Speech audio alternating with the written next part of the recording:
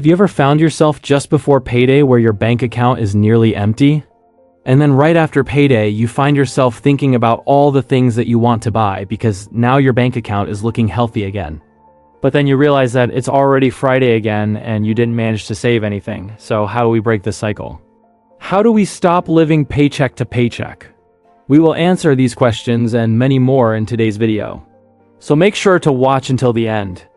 And by the way, we are not financial advisors. This content is for educational purposes only. Imagine that you have $100 in your pocket and you see two piggy banks in front of you. The first piggy bank offers you to double your money. So if you put in $100, you get $200 out.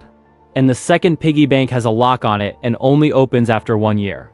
Both piggy banks offer you the same return, but the second one requires you to wait 1 year until you can access your money. Which one would you choose?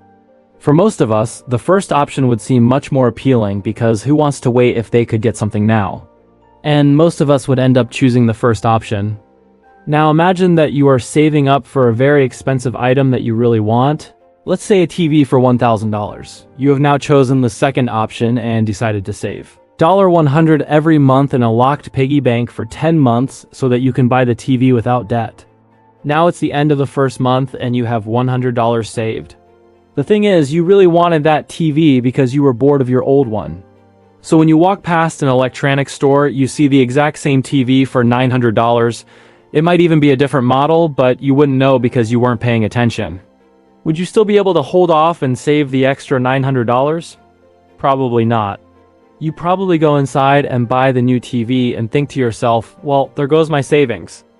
This is called delayed gratification, which is a core element of saving money. Delayed gratification means that we are willing to give up something now in the expectation that we will enjoy a greater benefit in the future.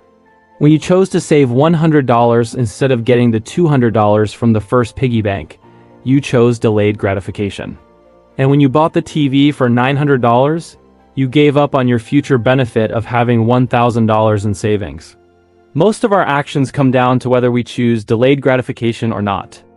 One big problem that we face today is that we are constantly bombarded with messages from companies trying to convince us not to delay gratification. Imagine that you are following a diet plan and are not allowed to eat sweets. You walk into the kitchen and see a chocolate bar on the counter. It might be hard to resist the temptation to eat the chocolate now, but you know that if you eat it, you will spoil your diet. But what if the chocolate bar was right next to your bed? Then it would be harder to resist. It would be easier to justify eating the chocolate bar if it was next to your bed, because you do and expect that the chocolate bar is a test to your willpower. You see it as a simple chocolate bar that you could eat whenever you want. This phenomenon is called mental accounting. Mental accounting is a way of categorizing our money based on how we intend to use it. So if you keep the chocolate bar in your mind as something that is meant for your diet, it is harder to justify eating it than if you saw it as something that is completely unrelated to your diet. Similarly, if you were given $100 as a bonus at work, you might spend it on something fun like going out for dinner, because you do and associate this money with your savings goal. However, if you had saved up $100 over the course of several months, you would probably think twice before spending it on dinner. In fact, it has been shown that we feel more pain when spending money that we earned ourselves than money that we were given. So why does this happen? Why does mental accounting affect us so much? Well, according to research, it comes down to emotions. Our brain processes money differently depending on how we categorize it. When we have a specific goal in mind for our money, we assign an emotion to it. So when we try to stick to our savings goal and do and allow ourselves to look at the money in our bank accounts as a free lunch ticket, it becomes easier to stick to our savings goals. One way to overcome mental accounting is to treat all of your money as if it is coming from the same source, even if it isn't. So for example, when you receive a bonus at work, you can decide to treat it as if it was just another paycheck and put some of it straight into your savings account. Another thing you can do is to name your bank account based on your goals. So, for example, you can have a bank account named Vacation Fund or New Car Fund and put a specific amount of money into each of these accounts each month. By doing this, you will be less likely to dip into these funds because you will see them as separate from your regular income. Next, habits are a huge factor in determining how much we save. Habits are behaviors that we repeat over and over again until they become automatic. So for example, if you check your phone first thing in the morning, you have created a habit of checking your phone first thing in the morning. Our habits control our actions and ultimately determine how much money we have in our bank accounts. For example, if you are a smoker, you might spend $200 a month on cigarettes.